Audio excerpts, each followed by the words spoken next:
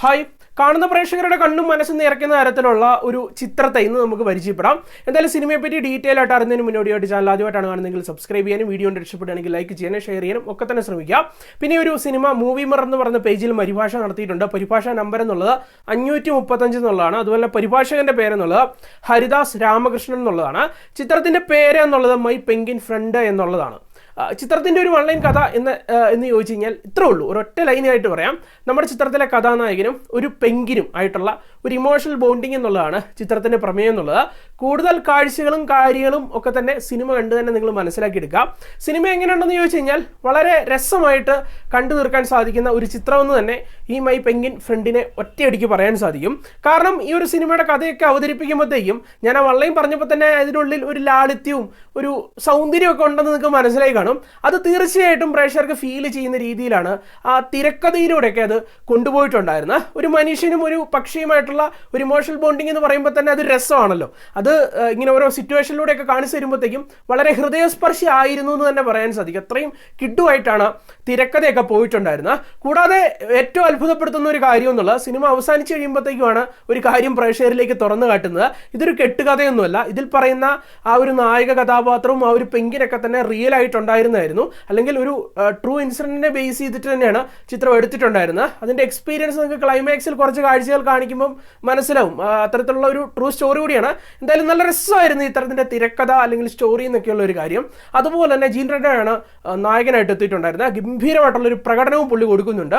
അതായത് ആ ഒരു ക്യാരക്ടറിന് ചെറുപ്പത്തിൽ മകനെ നഷ്ടപ്പെട്ട ഒരച്ഛൻ ക്യാരക്ടറാണ് അദ്ദേഹം.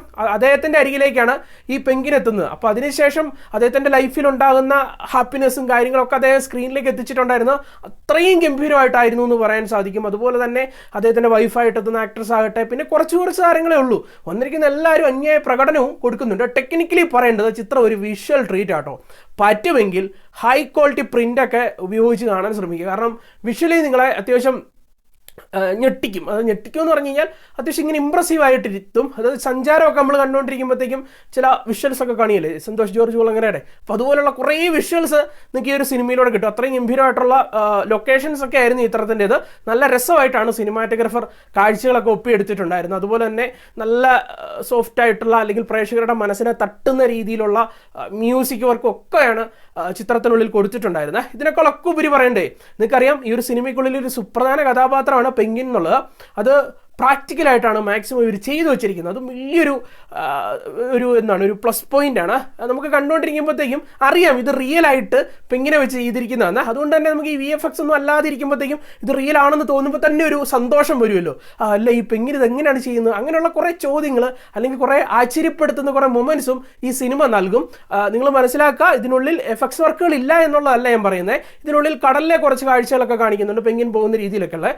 അതൊക്കെ എഫക്ട്സിലൂടെയാണ് ചെയ്തിരിക്കുന്നത്. പക്ഷേ ഇതിലേറിയ കാഴ്ചകളും അതായത് ഈ നായകനും ഈ പെങ്കിനായിട്ടുള്ള കുറേ ഇമോഷണൽ ബോണ്ടിങ് രംഗങ്ങളൊക്കെ കാണിച്ചിരിക്കുന്നത് റിയൽ പെങ്കിനെ വെച്ചിട്ടാണ്. അത് നിങ്ങളൊന്ന് നോട്ട് ചെയ്തേക്കുക, നല്ല രസമായിരിക്കും. അപ്പം എന്തായാലും ഒന്ന് തീർച്ചയായിട്ടും ഒന്ന് കണ്ടു നോക്കുക. എന്നോട് ചോദിച്ചു കഴിഞ്ഞാൽ തീർച്ചയായിട്ടും നിങ്ങൾക്ക് കുടുംബവും കുട്ടികളും എസ്പെഷ്യലി നമ്മുടെ കുട്ടികളായിട്ടുള്ള കൊച്ചു വ്യൂവേഴ്സ് ഉണ്ടല്ലോ, അവരൊക്കെ ധൈര്യമായിട്ട് പോയി കണ്ടോ. നിങ്ങൾക്കൊക്കെ ഒരുപാട് എൻജോയ് ചെയ്യാൻ സാധിക്കും. അത്തരത്തിലുള്ളൊരു സിനിമയാണ്.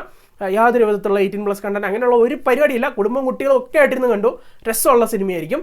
ഈ ഒരു സിനിമയ്ക്ക് ഏറ്റവും കുറഞ്ഞ ഒരു 7 out of 10 ആണ് നൽകുന്നത്. 10/7. കണ്ടിട്ട് അഭിപ്രായങ്ങളൊന്ന് പങ്കുവച്ചേക്കണം. നമുക്ക് എന്തായാലും മറ്റൊരു സിനിമയുടെ വിശേഷമായിട്ട് വീണ്ടും കാണാം. ബൈ.